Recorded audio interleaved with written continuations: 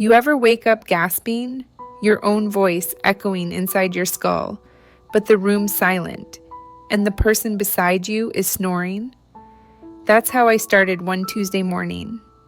I pulled back the curtain in our bedroom. Nothing. The same beige walls, the same framed campus photo. Everything felt normal, except me, because something inside had shifted. Let me introduce myself. I'm Ariella, and I thought I had a perfect life. Yes, perfect. Until the cracks showed up, one lipstick stain at a time. We'd been married 6 years. The wedding was a dream. White florals, a garden ceremony, family came from all over. But living the dream? That came with price tags too. Expectations, secrets, silent resentments. Ian, tall, clever smile, his voice the kind that made you lean in as he spoke. In public, he was charming, attentive. At home, sudden cold nights and vanishing breath in the hallway. September, I noticed the jacket on the hook, inside collar red stained. "Is this yours?" I asked gently one night. He looked at me like I grew antlers. "No, where'd you find it?" I didn't know. Lit your wine, placed your jacket, leaned in and spotted it. A crimson mark screaming its own story. He shrugged. "Maybe from a party? I can't remember." That should have been enough, but the whisper started. What am I missing? What am I too blind to see? So I spent nights checking phone logs, every app, every tab. But it felt like detective work, and I was falling into walls of denial. One night I finally asked him, "Are we okay?" He froze. "We're great," he said. "Why would you even ask that?" Because I wanted permission to trust. But that day, he didn't give it. Then he called me crazy, and something inside me shattered. I drove to my mom's house, where I'd grown up tracing fingerprints on pastel walls, just to breathe. She hugged me. I cried. And then I started digging. When he was sleeping, I synced the iCloud, checked private browsers, found 2 secret chat apps, one labeled B, another D, both loaded with conversations, flirty, evening texts, self-promos. I printed everything, all 52 conversations, 38 selfies, 12 audio notes. I watched him on camera, slouched and texting at 2 a.m. Each printed page was a nail in my coffin of trust. I had a choice. Confront now, fling the papers, and hope he falters. Or slow burn. I chose slow burn. I went full pretend. Made his coffee, prepped his clothes, cooked dinners. He looked relieved, like I was fixed. Then came November, his birthday. I invited all the wrong people, his college bud, his project team, our neighbors. Over a catered dinner, I prepared my revenge. With trembling calm, I stood in front of the crowd, held the flash drive in my palm. "Happy birthday, Ian," I said. "Here's your present." I played it on the screen behind me. Hotel clips, screenshots, heart emojis. The room froze. Shanna from work dropped her wine. His boss pressed his forehead. Ian's gaze shattered. I sipped my champagne. Powerful flood. That night, I learned revenge isn't anger. It's liberation. And that was stage 1.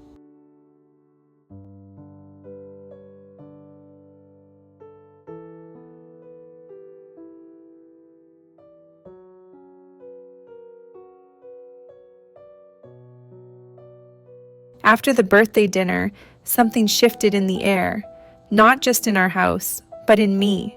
For months, I'd been playing a role. The clueless partner. Highlights, dinners, fake smiles, bedtimes. I pretended we're senile, but the next morning, Ian didn't walk into the house. He disappeared. Suddenly, my phone flooded with texts. His team checking if he'd overslept. His boss asking about his health. He finally reappeared evening. Thin, pale, like a ghost. He spoke with empty eyes. We need to talk. I leaned back, arms crossed. We did talk. He said, "I'm sorry." That's when I laughed. But it wasn't a happy laugh. It was the kind you make when someone slams you in the face, but wonders if you felt it. "Sorry doesn't fit anymore," I said. He asked, pleading, "Please, don't ruin me." I looked at the flash drive in my drawer, but I still had the power of release. "Let me choose," I said. "Do I ruin you or restore me?" He stared. His guilt turned brittle. I didn't speak to him again for a week. During that week, I moved out, quietly packed, took my cat, took my books. I freed myself from that house like someone escaping slowly from a trap. Meanwhile, texts from B and D slowed, unsettled. I know he feared the files meant career, life, meaning. All collapsed.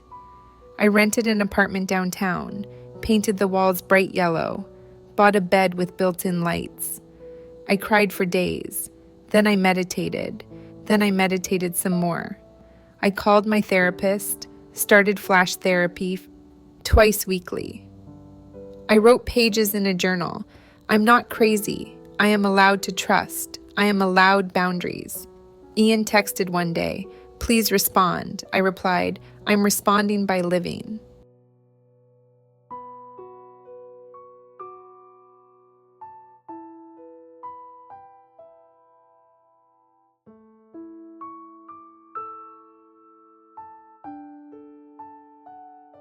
By spring, I felt something new, not fixed, but at peace.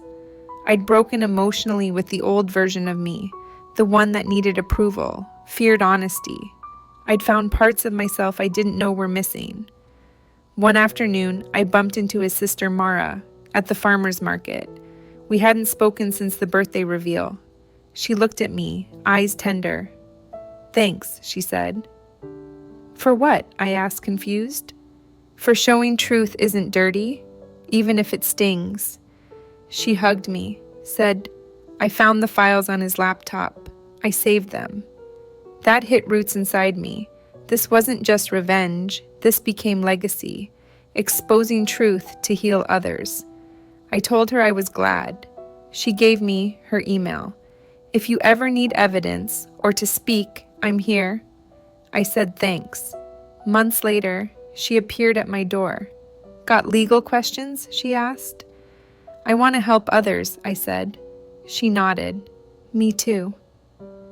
We started an anonymous blog, Liar's Nest, where we posted redacted screenshots, stories of deep hurt, maps of mental traps. We didn't share identities, just lessons. It went viral in the community. Responses came. I felt crazy until I read this. Messages. "I left last week because I found a bottle of perfume in his closet." Emails. "How do I start my own boundary?" We weren't just one woman's revenge. We became witnesses to so many wounds.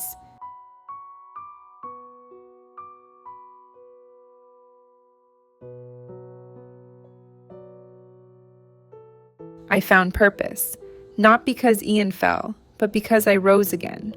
I hosted a live chat online, spotting gaslighting signs. Questions poured in. Is it abuse if there's no physical violence? Can he apologize and still be toxic? I answered calmly. Because I saw the blueprint, control the narrative, flip the blame, call you crazy. It was an occasional mistake. It was strategy. Meanwhile, blogs and counselors reached out. Want to host a webinar? I said yes. I thought I'd taught trust. But to help others rebuild it, that brought tears.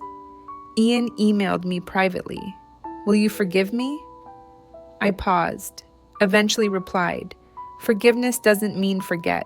I forgive when I forget, and I have no intention of forgetting.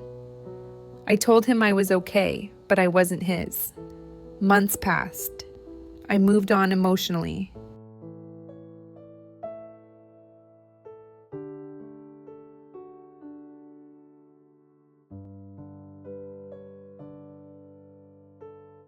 Then September came, the anniversary of our wedding. I posted a blog entry, 6 years gone, 6 lessons owned. It went viral again, thousands of reads, comments full of heartbreak and hope. I met a woman at a conference who said, "Your story made me end a 10-year exhausting marriage." I hugged her. That day, I realized revenge may begin as closure, but it can grow into liberation for others. Later that evening, I walked around my city with a friend. We stopped for street tacos. I laughed louder than I had in years. I said, "He took 6 years from me, but not my life." She nodded. "That means you're winning."